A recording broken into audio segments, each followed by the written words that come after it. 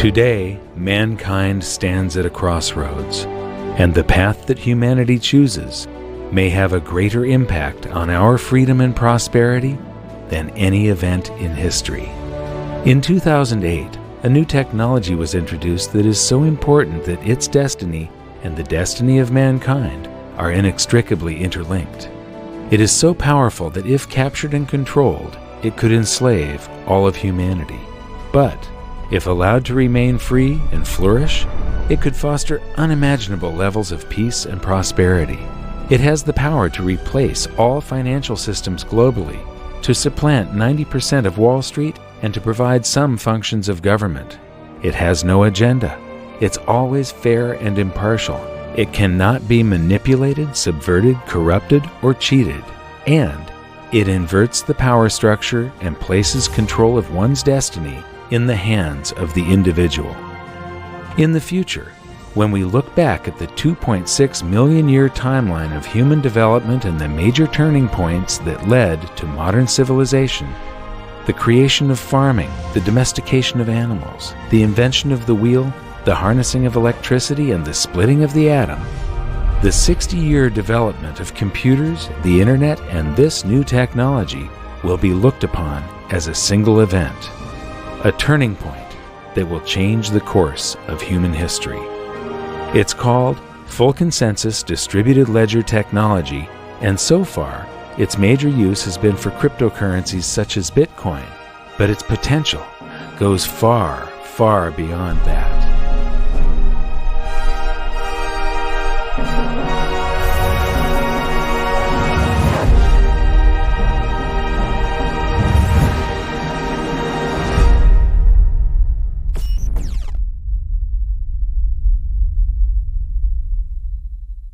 Hi, I'm here in Washington, D.C. across the street from the Federal Reserve because I'm really excited about something.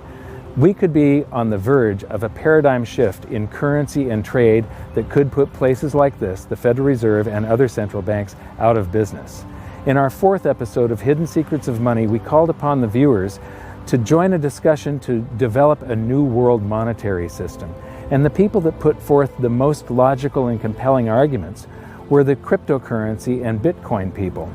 So I'm here at a massive Bitcoin conference that has drawn experts from all over the world, and I'm going to be hanging out with them, asking a lot of questions, developing my own opinion. I'd like you to develop yours because this could be something that changes the world.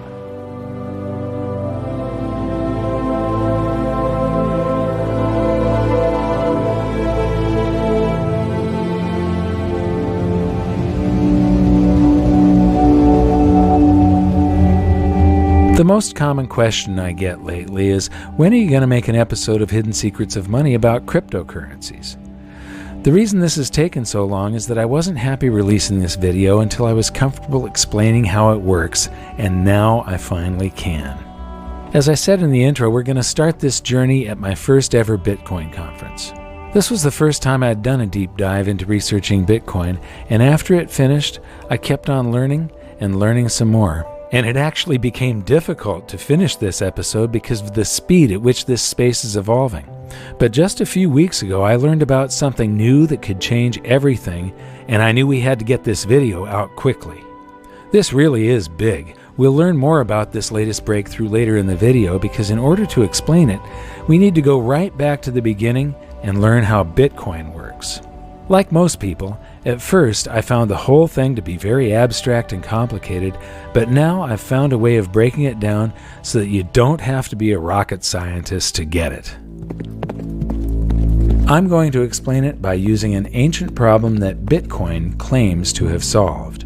It's called the Byzantine General's Problem, and until now, it's been unsolvable. The problem goes like this. How do you make absolutely sure that multiple entities which are separated by distance are in absolute full agreement before an action is taken? In other words, how can individual parties find a way to guarantee full consensus? Here's the example. Imagine that you are a general in the Byzantine army and you're planning to attack an enemy city. You have the city surrounded by several battalions, each of them camped several miles from the other, and each of them led by another general. A coordinated attack on the city from all sides at the same time will be successful, but an uncoordinated attack will likely end in defeat. You have decided to attack at dawn, but you have no walkie-talkies or cell phones, and signals from flags, torches, or smoke could be seen by the enemy. How do you make sure with absolute certainty that all of the other generals reach consensus and all attack together at dawn? You could send messengers on horseback, but what if one of them is captured or killed before delivering the message? You would need to have a reply from each of your generals confirming that they have received your message, which means that they would have to send messengers to you on horseback, but what if they are captured or killed? What if a messenger is captured by the enemy and an imposter messenger with a fake reply is sent back to you? And how do the other generals know that the messages that they received from you are genuine and haven't been intercepted and altered by the enemy? Worse yet, what if some of the other generals are traitors and they send messages back to you confirming that they will attack at dawn when their true intention is to retreat? How can you ever be absolutely certain that all of your battalions will reach consensus and attack simultaneously? Like I said, this problem has remained unsolved for thousands of years, and at its core, it's all about individual parties being able to trust each other directly, no strings attached. Bitcoin claims to have conquered this problem. Now imagine that the battalions are actually computers on a network, and that the generals are copies of a computer program running a ledger. A ledger that, via some very complex math, records transactions and events in the exact order that they happened. The key here is that all of these ledgers are exactly the same for everyone.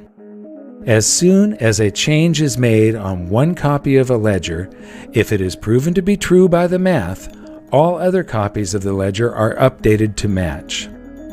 What we have here is a distributed ledger that is also always in consensus. This is one of the first things to understand about Bitcoin. It is the first full consensus distributed ledger mankind has ever seen. This network can be expanded across the entire planet. It means that individual parties on opposite sides of the world can come to consensus on an event without requiring any third party as an intermediary for trust. Whether it's an order from a general to his troops or an order from you for a pizza, a distributed ledger confirms via math whether an event is true and records it permanently. Bitcoin, the first full consensus distributed ledger, is a trust machine. But is it 100% reliable? That's a question for later in the episode. But for now, where did Bitcoin come from and who invented it? Well, Bitcoin was originally developed by a pseudonymous developer, Satoshi Nakamoto. There's a lot of speculation about who he is, and frankly, I work directly with him, but I have no idea. But that never really worried me because Bitcoin itself is open source. And so any engineer can evaluate the Bitcoin source code, evaluate the Bitcoin cryptography, and understand and trust the software. So you don't have to trust who wrote it, you trust the software itself. And so that was one of the big reasons why Satoshi chose open source for Bitcoin, is so you can have trust in the system. You don't have to trust who he is. I don't know who Satoshi Nakamoto is. I also don't know who Euclid was. Might have been some dude in Sicily a few years BC. But we don't really know. We have some historical records that tell us that Euclid was someone who invented geometry in the ancient world. But it doesn't matter. Euclidean geometry works whether I know who Euclid is or not, whether Euclid was a nice guy or an evil person Euclidean geometry simply works. It's completely independent of its creator. And if we didn't know who invented the electric motor or the radio or any of these core technology developments, electricity, so what? They still work. You don't have to have any appeal to authority. We don't have to worry about the motives. Now, in a centralized system where someone is in control, it matters who is behind the curtains. It really matters who is in control. It matters who invented it because they remain in control, or they might have a secret way of controlling it. Bitcoin is wide open and no one is in control, and everyone can see exactly how it works. So how does it work, and what's the point? Cryptocurrencies like Bitcoin allow people to transact with each other using the internet anywhere on Earth. Instead of having an account number like a checking account or a credit card, cryptocurrencies are much more secure because they have a public key and a private key. It's like having two account numbers, one for deposits and another for withdrawals. You'll often see them displayed as a string of characters or a scannable code. This level of security means that you could put your public key on a billboard if you wanted to, and your funds would still be secure. The only thing other people can do with your public key is send funds to you. It's your private key that gives you access to your funds. As long as you keep control of your private key, your funds are absolutely safe, and theft and fraud are virtually impossible. But, just like cash in your wallet, you need to keep it safe to prevent it from being stolen. Its security is entirely your responsibility. Cryptocurrencies can also give you privacy. Just like cash, you don't have to disclose any personal information when you spend them. By contrast, a credit card has your name, account number, and expiration date. These act like a public key, but the equivalent of your private key, your signature and security code, are displayed in plain sight. This is just plain stupid. I've toured 5 national money museums, and while I was at one of them, I saw a group of young students on a school outing. I can just imagine that someday in the future, a group of kids will be standing around the credit card display, pointing and laughing at the incredible stupidity of the system we once used. And this is the point. Cryptocurrencies are light years ahead of our current technology. Since Bitcoin was the first cryptocurrency, I'm going to use it as our example, and I'll expand on our earlier description of a distributed ledger. But first, where does Bitcoin get its value? Bitcoin is brand new to mankind in that it's both a currency and a payment network simultaneously. And this is where Bitcoin gets its value. The immense network of computers all around the world running the Bitcoin distributed ledger. Every second of every day, these computers are keeping the ledger updated and in full consensus via a system that incentivizes them to process and confirm transactions. The system that Bitcoin runs on is called blockchain. Think of it as a modern version of an old-fashioned bookkeeping ledger, but instead of a handwritten list of entries and calculations, a blockchain is a digital list of entries and calculations. A block is simply a bundle of transactions. Think of a block as a whole page of transactions in the old-fashioned ledger. A blockchain is just a chain of blocks. It's the same as a whole series of pages in the old-fashioned ledger. Easy, huh? Here's how it works. The Bitcoin blockchain actually exists in every one of the millions of computers on the network as exact copies of each other. However, for this example, so that we can zoom in and you can really see just how a blockchain works, I'm going to show it as one giant blockchain in the middle of a small network of computers. Let's follow a pizza transaction with Bitcoin. When the transaction occurs, it first appears on the network in a pool of unconfirmed transactions, along with thousands of others from all around the world. Millions of different computers from the network then gather some of these transactions and place them in their own blocks.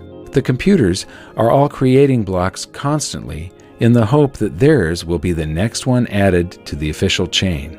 A new block is added to the chain every 10 minutes or so when one of the computers wins the right to have its block recognized as the next in the chain and is rewarded with a prize of newly created bitcoins. The way a computer wins the prize is by trying to guess the answer to an extremely difficult math problem. In fact, The problem is so difficult that even with millions of computers, making guesses billions or even trillions of times per second, it still takes roughly 10 minutes to find the answer. Once one of the computers guesses the correct answer and wins, all of the millions of computers on the network that did not win are instructed to throw away all the work they have done, update their ledgers with the block from the winning computer, and start again with a new math problem. In doing so, the computers use an immense amount of power and cost a literal fortune to run. So why do they do it? Because it can be very profitable. This is where the term mining for bitcoins comes from. Instead of striking gold by mining for precious metals in the wilderness, these computers are hoping to strike Bitcoin by mining precious numbers on the blockchain. But when these millions of computers are selecting transactions to go into their blocks, they aren't all selecting the same transactions, and not all the blocks are the same size. Some contain more transactions, some contain less. When blocks are thrown away, the transactions they contain go back into the pool of unconfirmed transactions. This means that the probability of a transaction being confirmed and staying in the order it was confirmed in is not absolute, but it becomes more of a certainty every 10 minutes as new blocks are added. In fact, for very large transactions, it's suggested that you wait for 6 or more blocks, about 60 minutes, to be absolutely certain that a payment is permanent. So why is it so slow? Why is your pizza cold before you own it? Interestingly, the system is slowed down on purpose, and here's why. With the insane difficulty of guessing the answer to the math problem, you would think that the odds of 2 or more computers winning at the same time are extremely improbable, but it actually happens quite often.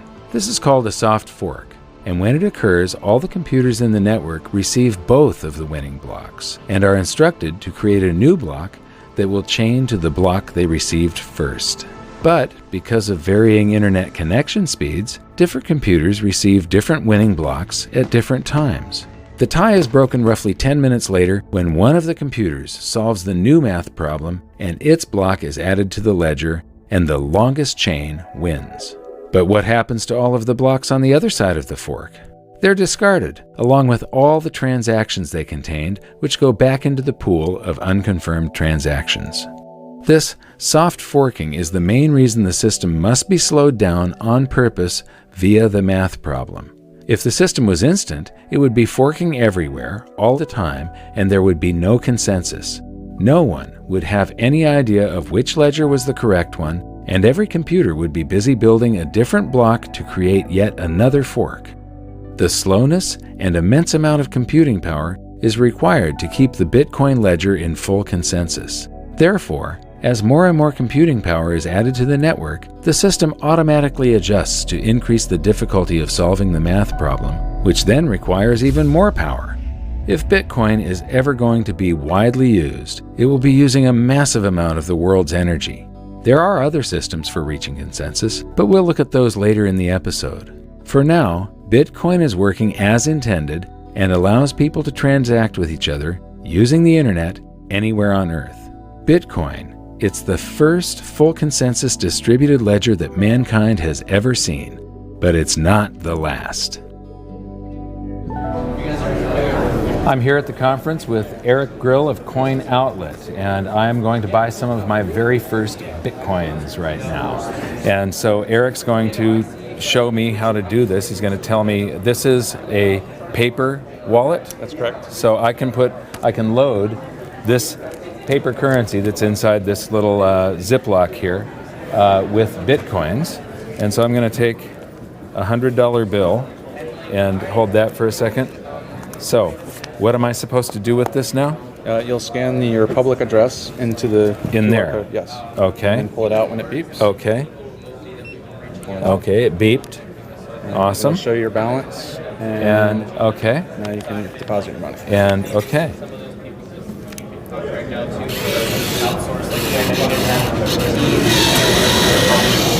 And aha.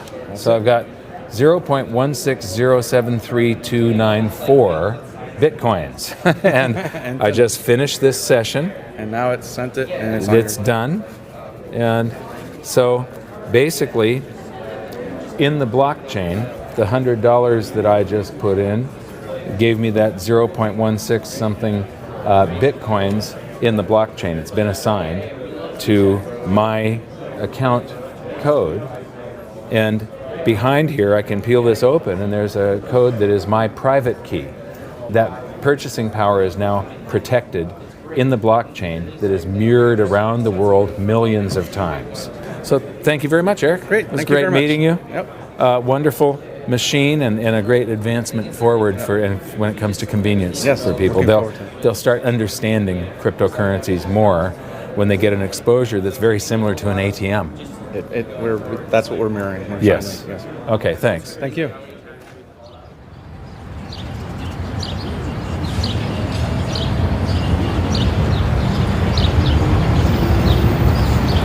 So I've spent a day at the conference now, and I wanted to come and sort of elaborate on some of the things that I've soaked up. And I came here to Washington Circle in Washington, D.C. Behind me is a statue of George Washington. A lot of people don't know this, but you know, the Revolutionary War was a war fought to free themselves from regulation, from government intrusion on their lives, from too much taxation. And the founding fathers were fighting for liberty and freedom. And at the end of the war, George Washington was in control of the armies of this continent and could have crowned himself emperor, but instead chose to resign his commission and retire to private life, giving us this gift of a free republic. One of the things that I'm getting from this conference is that a lot of them are worried about regulation. And so it's this same revolution being fought all over again. They're worried about regulation. They can't actually stop transactions with cryptocurrencies, but they could come and try and punish us afterwards and make it less likely to be used. And this is a tool that could free humanity. It's an amazing leap in technology, an amazing leap in the potential evolution of mankind. And so if this battle is lost and governments do succeed in trying to regulate the cryptocurrencies, it would be like losing the Revolutionary War. This stands for everything that the Founding Fathers stood for: the belief in freedom, liberty, and the individual choice and responsibility for your own actions.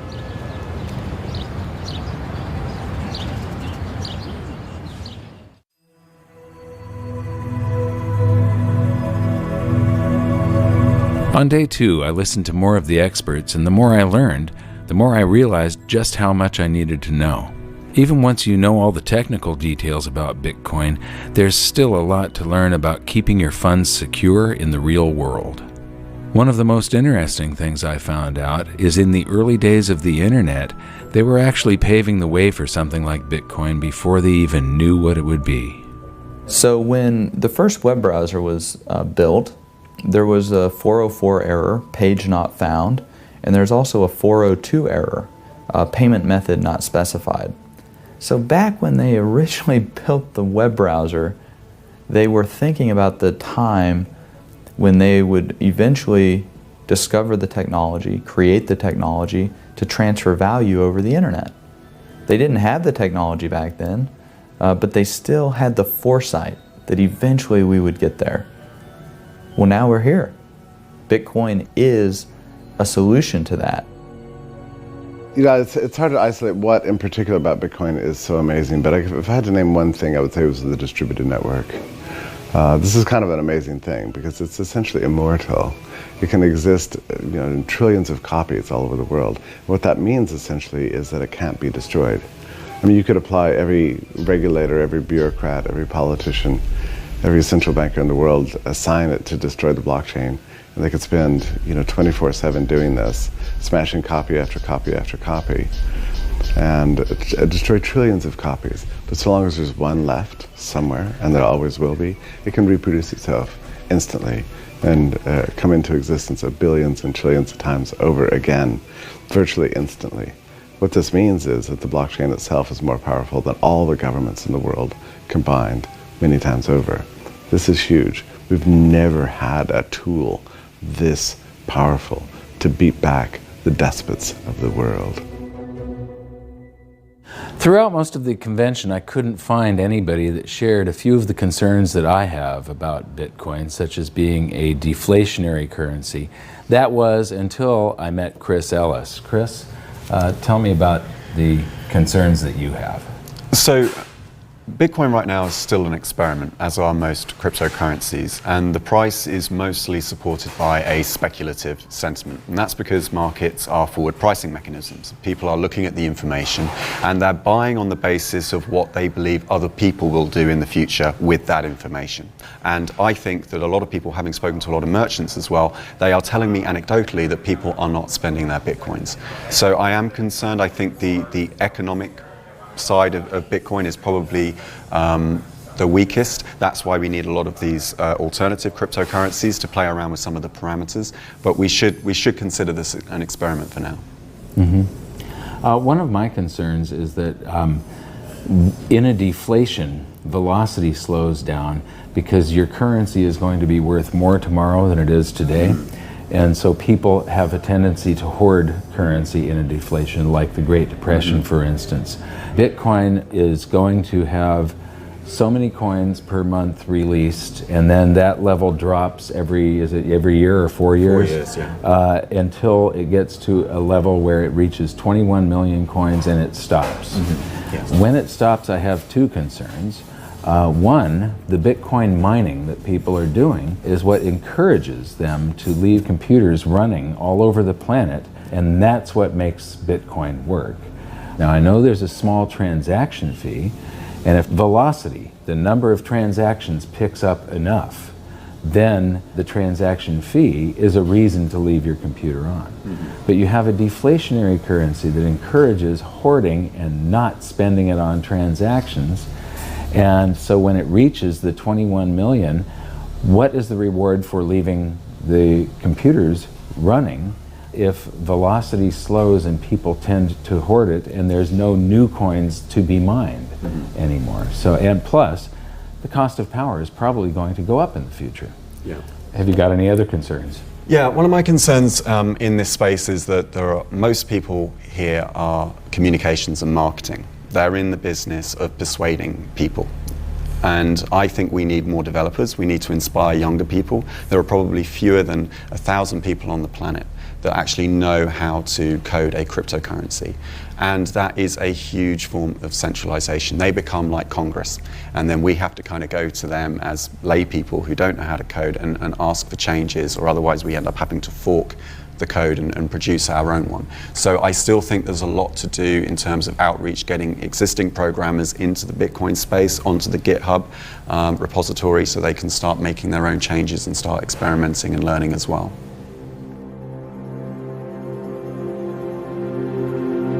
So what have I learned in the past few days about Bitcoin and other cryptocurrencies? I've learned that they're a simple mathematical formula that is fair, honest, and impartial. I've learned that this is more than just a digital currency. I thought that this was just for sending value from one person to another. This is a revolution that will change the world.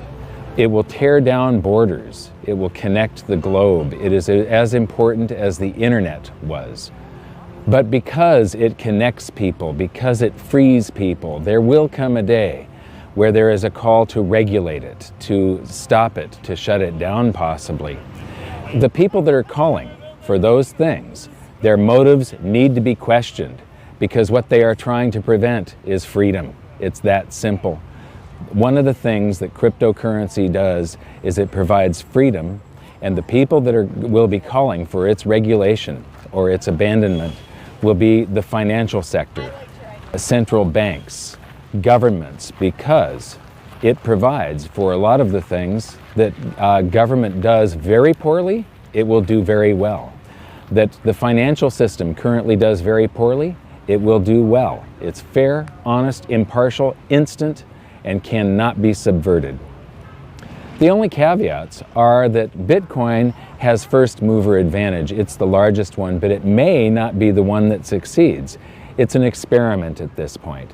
But the important thing is that the genie is out of the bottle. Freedom is on its way to us right now. We can all support it, or we can let it languish. and I think that this cannot be stopped. So am I going to sell my gold and silver and convert it all to Bitcoin? Absolutely not. Bitcoin, as I said, is an experiment. There is a possibility that these things could go to zero before they're fully developed. There's a possibility of some sort of catastrophic failure. Right now, it has proved very robust and unhackable. You don't know what is going to happen in the future. So one thing to keep in mind, the Germans came up with the Enigma machine in World War II, and it was supposedly uncrackable. And then we broke the code. And then they added another dial to it to increase the complexity manyfold. And it was supposed to be uncrackable, and we cracked the code. So, Bitcoin has not been completely proven. It's got 5 years of existence now and robustness. This may be the answer to all of mankind's problems when it comes to a simple medium of exchange, but it's more than that. You can make these smart contracts that settle with a set of rules, so somebody doesn't get paid until all of the rules that you have established are fulfilled. You can create escrow with yourself, where there's a third party that has to sign off that a transaction has been completed before the payment goes through. They're working on things where you can take delivery of something continuously and pay for it as you use it. It would be like paying for the internet for every second that you're using it only, or paying for the gas that's delivered to your house. Instead of monthly, you're being billed per thermal unit, and with no frictional costs involved. So this adds up to efficiency. Therefore, mankind is left over with more prosperity. If there's no third party in between bleeding off economic energy, you end up with more prosperity. This is a very good thing for all of us. And because it is so fair and impartial, there's less of a need for the court system. There's less need for government and rules and regulation and people to enforce all of this stuff. In the future, there will be less need for Wall Street. That Wall Street does not realize it yet, but they are antiquated dinosaurs of the past about to go extinct. You can attach stocks and bonds and things such as that to cryptocurrencies, and companies could now do IPOs just on the internet. They do not need Wall Street anymore. They don't need a third party like Goldman Sachs or some other big brokerage house taking a cut. There's no need to worry about corruption because the code cannot be corrupted. I do know that I am going to be putting some of my capital into cryptocurrencies from now on and supporting this movement and helping to push the freedom of mankind forward. And here's something else. The reason that people buy Bitcoin is the same reason that people buy gold and silver. It's an alternative to all of the other currencies, the fiat currencies that are being printed into oblivion on this planet right now, and they eliminate the need for third-party trust. You don't have to trust somebody else with your Bitcoins. You only have to trust yourself. You don't have to trust somebody else with your gold and silver. You have to trust yourself. So the reasons are the same, and so I would encourage every precious metals investor to investigate Bitcoin and the other cryptocurrencies, and I would encourage every Bitcoin and cryptocurrency user and investor to investigate precious metals. I'm going to hold both. I look at the cryptocurrencies as a very speculative, volatile, and potentially risky play. I look at gold and silver just like savings. I see them as something that has never failed in 5,000 years. They are proven, and I see them as extremely undervalued compared to the morass of fiat currencies on this planet at this point. So when I came here, I expected to find nothing but a digital payment system. And what I found is a technology that can revolutionize the planet. If the founding fathers of America were standing here beside me, they would be fighting for this revolution.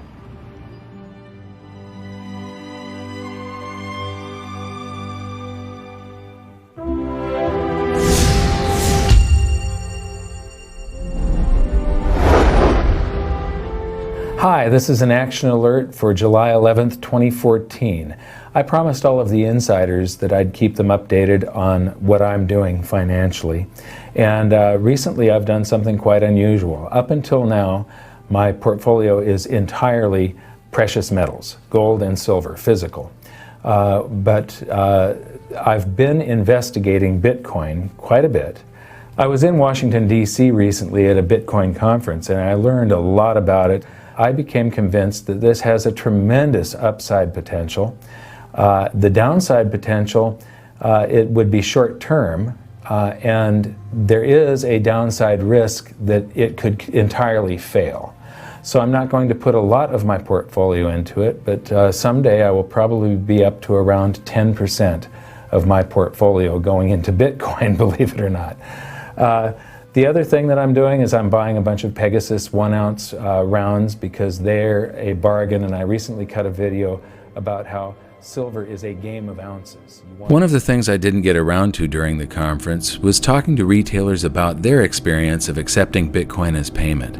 I'd become interested in accepting Bitcoin at my own business, but I still had some questions, so I made a trip to Salt Lake City to see Patrick Byrne. Now, this is a guy I've really got respect for because he understands monetary history, economics, and the frictional nature of our current monetary system and Wall Street.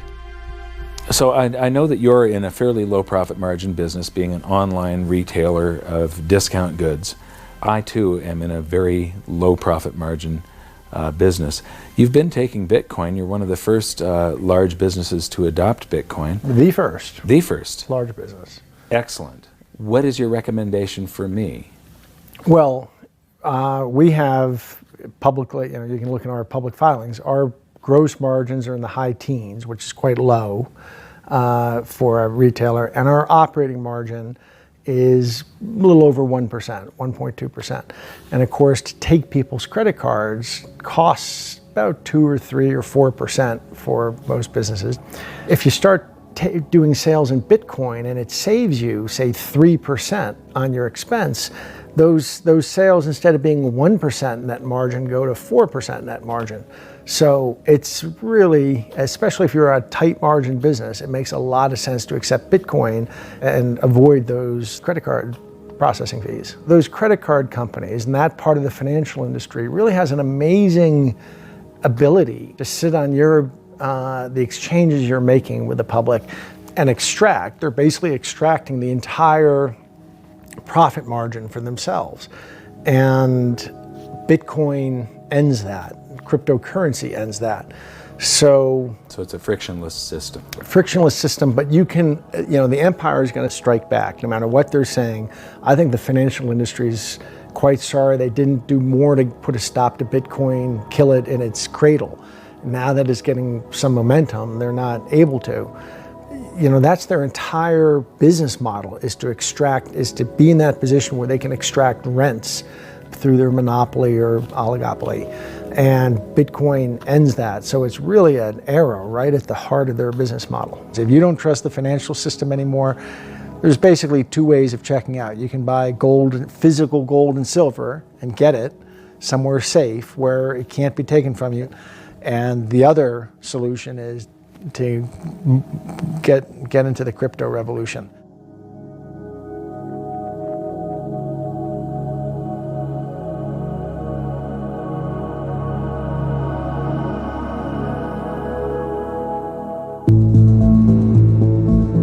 Since starting this episode, we've seen a blockchain boom. The IPOs I mentioned are happening now, but they're actually called ICOs, initial coin offerings. And the early nonchalance of the financial industry has been replaced by a race to develop their own blockchain payment systems. Because of its rate of growth, Bitcoin has been stressed to the limits. Where it was once fast and cheap, it is now slow and expensive. In fact, the issues Bitcoin has suffered from have led to political infighting, Bitcoin forking into multiple versions, and alternative cryptocurrencies gaining market share every day. Distributed ledger technology has caught fire, and there's a speculative mania occurring. While the speculation can't go on forever, one thing is for sure: blockchain is here to stay. Or is it? Last week I was in New York City for a meeting that we had scheduled that I thought was going to take a couple of days, and it ended up only taking a couple of hours. So with all the leftover time, I decided to go visit an old friend, Dimitri Kofinas. He used to have one of the best financial shows on television called Capital Account. You might remember him from episode 2 of Hidden Secrets of Money, where he talked about Greece and the hubris of leaders and empires and how history repeats. Anyway, he has a new podcast called Hidden Forces. And when we visited him, he was all fired up about this new technology. And this podcast, when I listened to it, I got all fired up. And he invited us to attend an event. So we went home to Los Angeles, there for 2 days, and right back to New York again, and to the event that he hosted about hash graph technology, created by Lyman Baird, that is probably going to end up replacing blockchain technology. I mean, this is big. We went to the event, we listened to some of the people that are involved with this, and we were just absolutely blown away. So I'm going back to visit with Dimitri now and get his take on how the event went last night and where the future of this thing is going. Since the advent of Bitcoin, there have been many thousands of blockchain-based cryptocurrencies created, and now there are more of them being created every single day. So what's different about Hashgraph? Well, it isn't blockchain. It's totally different. In fact, the way it works is a real mind-bender and not very easy for me to explain, but I'm going to give it a try. Instead of a block in a blockchain, Hashgraph calls their packages of information events. Your computer takes a transaction like a payment, or anything else for that matter, such as an action in a video game, an offer to sell merchandise or even sell stocks or bonds, a bid on that item, a contract, or even a law. Pretty much any information or transaction you want to record, and it puts it in the event. For transmitting information quickly, Hashgraph uses a technology that has been the gold standard in computer science for decades. It's super fast, and it's called Gossip Protocol. Your computer randomly tells another computer in the network about the event you've created, and that computer responds by telling your computer about any events it heard about. Then that computer tells another computer about your event and the other events it heard about, and the computer it's talking to responds by telling all the events it knows about. It's absolutely the best, most efficient way to spread information, and it's exponentially fast. But here's the twist. Each time a computer tells another computer about an event, it also includes the information of the time it heard it and who it heard it from, and the time they heard it and who they heard it from, and so on and so on. It's called Gossip About Gossip, and it lets everyone know what everyone else knows and exactly when they knew it in just fractions of a second. The other major component is an even older technology, and it's the most robust, secure, and certain way of coming to absolute consensus. It's called voting protocol. But until now, it was so slow that nobody ever used it. And the twist that Hashgraph has given it is that there's no voting. Instead, because everyone already knows what everyone else knows, you can mathematically calculate with 100% certainty how they would vote. It's virtual voting, and it allows Hashgraph to come to consensus almost instantly.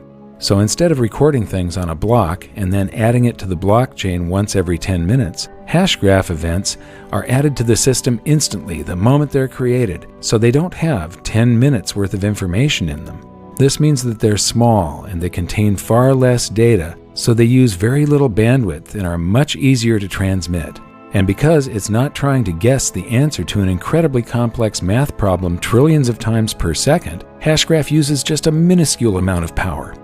From what I've seen so far, compared to blockchain, Hashgraph is lightning fast, more secure, and provably fair. All events are time-stamped the moment they're woven into the system, so the record of whose event came first and whose came second is instant, and there's no such thing as soft forking or unconfirmed events. It can also replace huge portions of the internet that are currently run by centralized servers, by replacing them with the shared computing power of all of our own computers, iPads, and cell phones. It looks like Hashgraph might just have the potential of fulfilling all the original hopes and dreams I had for blockchain technology. The power to decentralize and remove the middlemen from commerce, banking, stock markets, and much of the legal system and government. With the speed at which this technology is evolving, the future is looking bright, and Hashgraph is the perfect example of just how fast things are moving in this field. Well, I think the really amazing innovation that Lehman has made is in the way in which he has made adjustments to the gossip protocol and to the voting system in order to make them compatible at scale, right? Because a voting algorithm can work and you can reach consensus in the exact same way, but in order to deploy that in the real world, the bandwidth constraints on it would be such that you'd never actually be able to practically use it. But by incorporating the gossip protocol and creating the hash graph, and then being able to use that in conjunction with the local data that you have in memory, and running a voting algorithm locally on the computer without having to cast any votes or send any votes over the internet, you're actually able to get all those strong guarantees that you get with a voting algorithm, but you're able to do it at scale. And that's what's so remarkable. And to be quite honest, it's hard to imagine how no one thought of it. It's one of those brilliant ideas that you could have only looked in retrospect and said, how did no one think of this? But at the time, no one did. So one of the challenges, I think, with any new technology like this is how do you really explain to people, how do you make a compelling case for what makes a technology so compelling, right? And one of the things that's so compelling about this technology is the throughput, it's the speed. And it's you know, you can tell people that they've tested over 300,000 minimum tested transactions per second versus Bitcoin's 3 to 7 max. But like, how do you kind of get that in your head? And I sort of did a back of the envelope calculation, and that's roughly twice the speed of sound relative to a snail's pace, Bitcoin being a snail's pace, and this network literally being like a supersonic jet traveling at twice the speed of sound. Which is, I mean, just wrap your head around that for a second. It's remarkable. It's not even like within, so you can see the difference. It's tremendous. And understanding, of course, that the speed of the network, the reason why Bitcoin is so slow is because they have to make it slow. Because if it's not slow, it would fall apart. It would branch off everywhere. You would never have consensus. Now remember the explanation of the Byzantine general's problem from earlier and how blockchain was built to solve it? Here's something not many people know. Blockchain systems aren't technically Byzantine fault tolerant. They came close, but no cigar. So I, like many people, assumed that blockchain was Byzantine fault tolerant. And in fact, I didn't fully appreciate what that even meant. I sort of just assumed it because I saw it as a sort of part of the larger picture of blockchain being very secure and not having been hacked. But in fact, it isn't Byzantine fault tolerant. And the reason why it's not Byzantine is because in order to be Byzantine, there has to come a point in time when you've reached consensus, you know you've reached consensus, and you know you'll never be wrong. And you're never going to change your mind. And that doesn't happen with blockchain because of the nature of the network. The geometrical qualities of the blockchain network require you to always sort of recognize that you're never entirely sure. You're probabilistically more confident that you're arriving at consensus, but that's also why on the blockchain network you need to keep an entire history of the ledger, because you sort of have to have the capacity to do a forensic analysis in the event that you are mistaken, in the event that the network has forked and you don't know it. And so that's something that you don't have to do with Hashgraph, because with Hashgraph, you're coming to consensus every few seconds, and you can dump the entire history of the network's data and just keep rolling forward because you're absolutely sure that you reached consensus. And that's the difference. I think the major problem, the sort of the big deal in the blockchain community for years, ever since the community figured out that they could take this protocol that Bitcoin was built on and sort of extrapolate it and use it to build these distributed systems, this distributed architecture around storage and computation, etc., and building applications on top of it, is that there was a recognition that it had limitations. It had limitations at scale. And the community has been trying to figure out how to address that, while at the same time building apps on top of it. And something that Lehman said, which really has stuck with me, is that while everyone was really busy building apps, they forgot about what the core of distributed technology is all about, which is reaching consensus. And what Hashgraph has done is it has revolutionized that process. We can agree about the things that we're communicating about at scale. And that's a revolution. It's the biggest revolution since the web. Right. And you were just following your heart to do it. That's the thing, it wasn't. Right.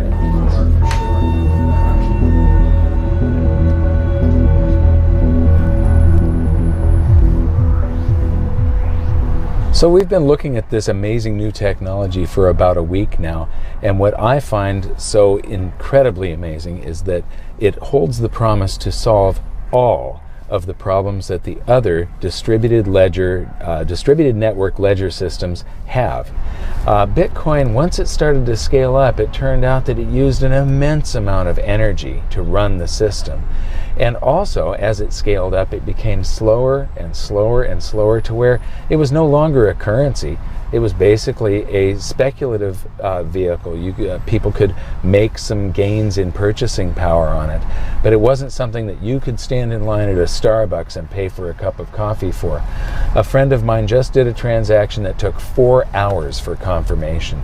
And so this is incredibly fast, pretty much instantaneous. The number of transactions that it can process per second is mind-boggling compared to Bitcoin, and it uses almost no power. So it solves all of the issues that I had with Bitcoin. There's a lot of different cryptocurrencies now, and many of them are engineered to either be faster or to be more sound and robust, but everything has a set of trade-offs. And so whatever feature that they want to offer, they have to give up something else. So the really fast ones, if they want them to still be fast once they're scaled up, they're more vulnerable to some sort of attack or hacking. The ones that are less vulnerable to attack and hacking have the problem of scaling. They're going to be slow. Speed, fairness, where the transactions are recorded in the absolute order that they came in. Some cryptocurrencies offer you the ability to pay extra to have your transaction mined first, and that really isn't fair. A distributed ledger should be recording everything at the absolute time of event, and then full consensus is reached, and there's no argument, no going back. This is set in stone forever. So now we're actually on our way to talk to some of the team at Hashgraph and learn more about this.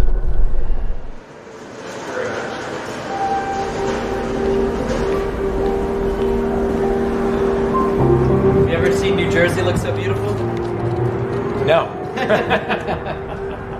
When I first arrived, I was chatting with some of the Hashgraph team about how much energy the Bitcoin system uses these days. It has literally gone through the roof. If Bitcoin were to replace the entire world monetary system and financial markets, it would use more power than the entire world produces. It's completely unsustainable. This is one of the reasons I'm interested in Hashgraph, its amazing efficiency. The other reason, these guys already have commercial customers using their technology at an industrial scale. How it's being used today is in private enterprises. It's been deployed by the Credit Union Association, where CU Ledger is a group of 6,000 credit unions and a consortium that had to make a decision. What distributed ledger technology were they going to use? And we beat IBM Hyperledger, and we're super proud of that. We're a small company, no more than 6 people today. And the fact that we could go up against IBM, it's a true David and Goliath story, and we're really proud of that. It's also being used in Ethereum-based projects where a lot of these ICOs, coin offerings, are starting to realize the limitations of the Ethereum protocol, and that today it's 5 to 7 transactions per second. Hashgraph is, again, that hundreds of thousands of transactions per second, which opens up a whole new genre of applications that could never run on Ethereum. Our technology speaks for itself. It's night and day in true comparison to everything else in the market, and everything falls short, especially when it comes to security. We're asynchronous Byzantine fault tolerant. We're the strongest form of security you can get in a distributed architecture. You don't have to take our word for that. There's 30 years of academic literature in the space of voting-based systems. Ours is a voting-based system without the voting. We do virtual voting, which sounds weird, but it works. It's peer-reviewed, mathematically proven. That's what got the credit unions. The fact that we have absolute certainty that when we achieve consensus, this is consensus. It's not blockchain in that with every additional confirmation, we become a little more certain, but we're never truly certain. And that's the case, certainly, of blockchain. With Hashgraph, you never have that what if. You're 100% certain that this is the way things are. This isn't theoretical. We're not talking about a white paper or some voodoo idea that is not practical, because the fact of the matter is this is a tech stack that you can go download today. It's been out for a while now. We took it to TechCrunch Disrupt to have developers and a hackathon out there build on it. We gave a $5,000 prize to a team that built the Hashgraph Fair Auction Ledger.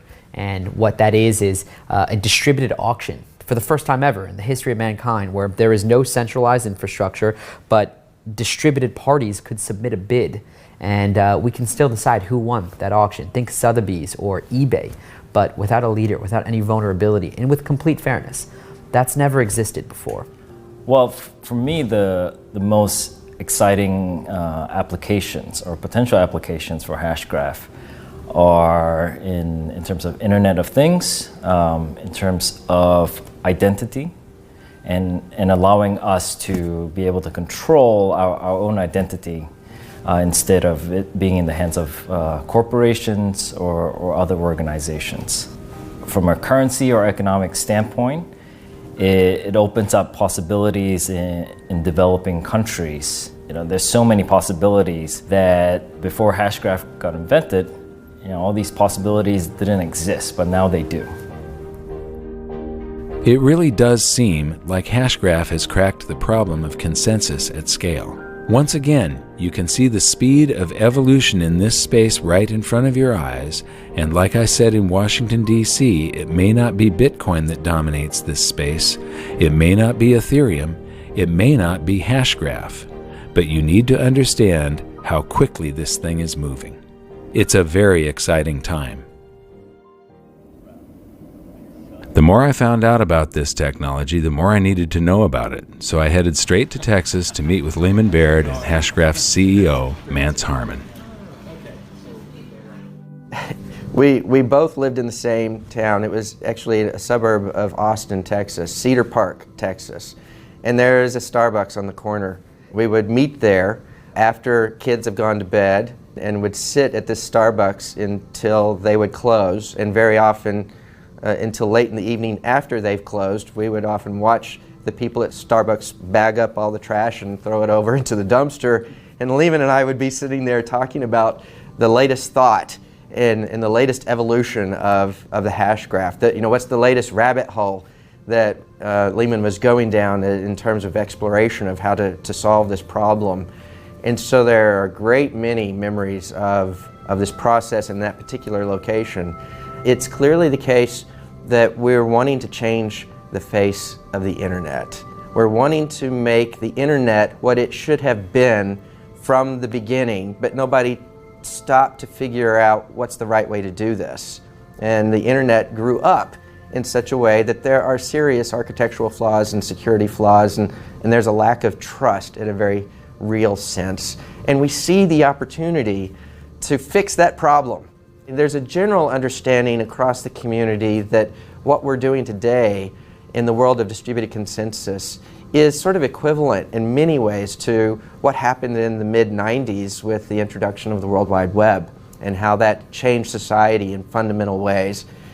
And so we're not alone in this. It's obvious to the community. We just happen to have the best technology in the market at the right moment in time. And so we've been given this privilege of being able to be on the leading edge and perhaps usher in this new trust layer on top of the existing internet.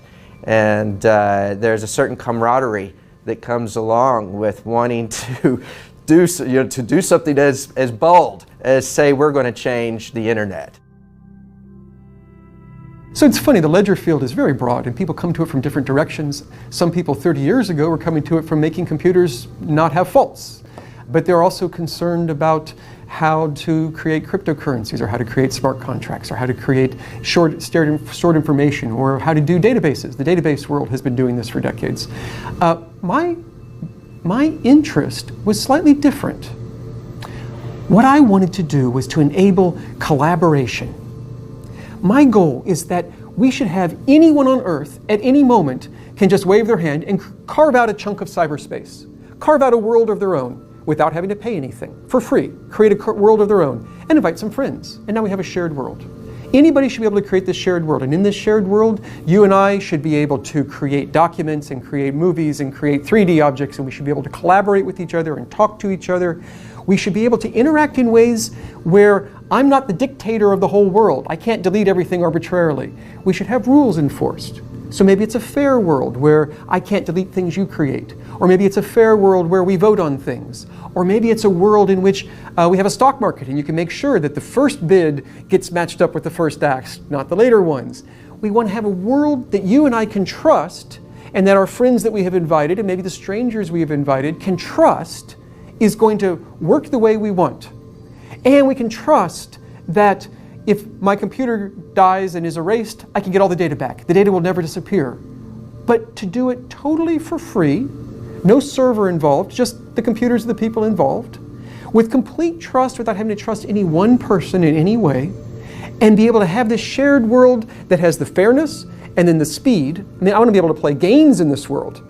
So I want a ledger where I'm recording every single time a person moves or shoots or picks something up.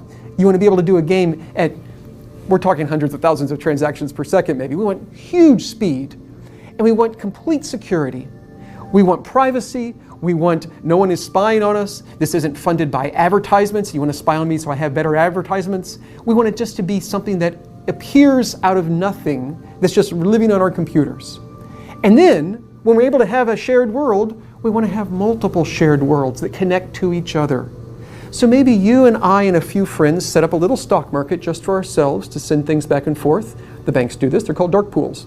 It's like a little tiny stock market just for a few players that trust each other, sort of, but not entirely. I don't entirely trust you, and there have even been problems with dark pools where maybe banks are taking advantage of some of the information involved, and maybe one bank's hosting the server, but they can manipulate the timing a little bit, and we have to worry about this. I don't want that.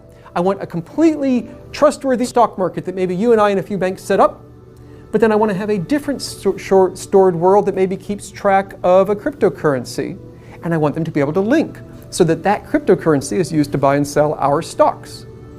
I want to be able to have a game world that links to a Wikipedia world, where it appears that pieces of Wikipedia are actually part of our world, and as they change in the Wikipedia world, they change in our world. You want to have shared worlds that are interlocking with each other, that allow shared trust even across these things.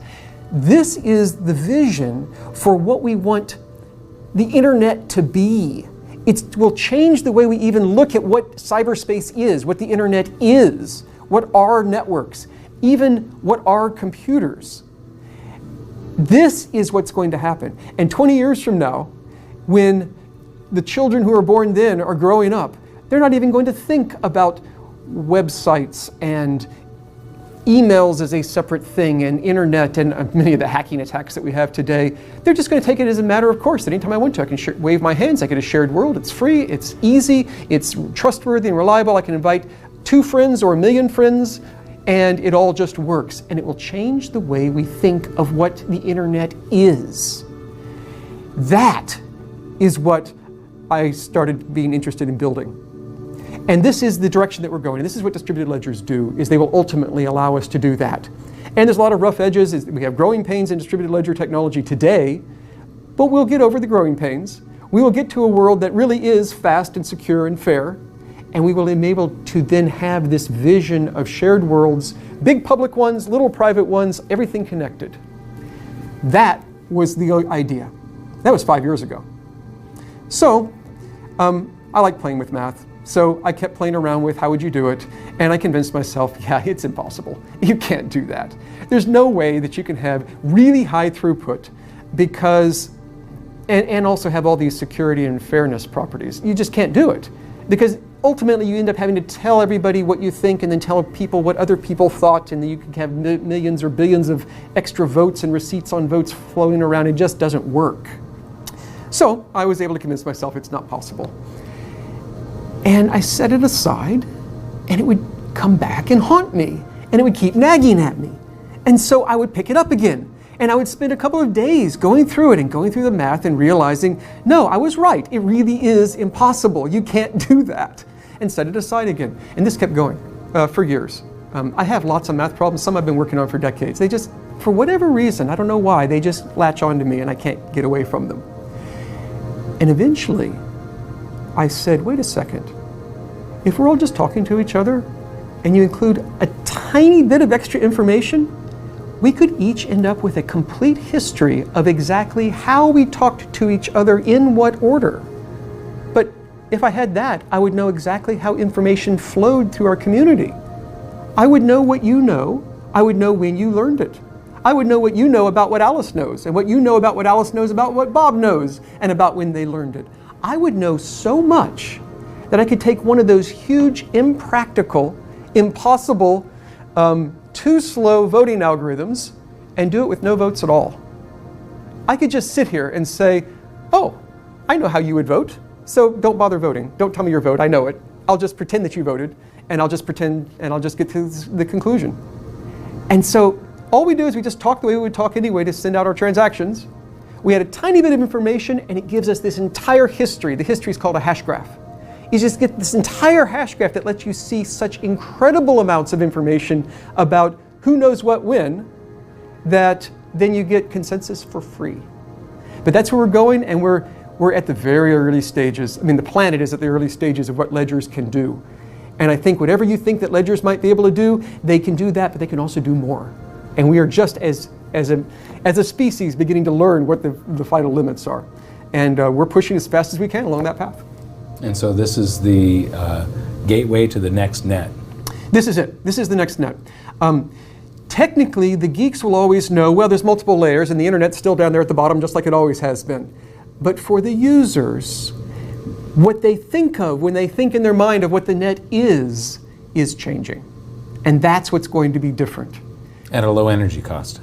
Let's talk about energy costs. You can run this on your cell phone, am I correct? The Yes. processor in a cell phone is enough to actually run Hashgraph. Absolutely.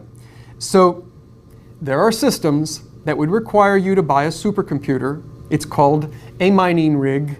It's a big box full of specially built chips that don't do anything useful for humanity. They just mine, which means they solve math problems that have no inherent use. The purpose of them is to slow down the network. This isn't sound good, just on the face of it.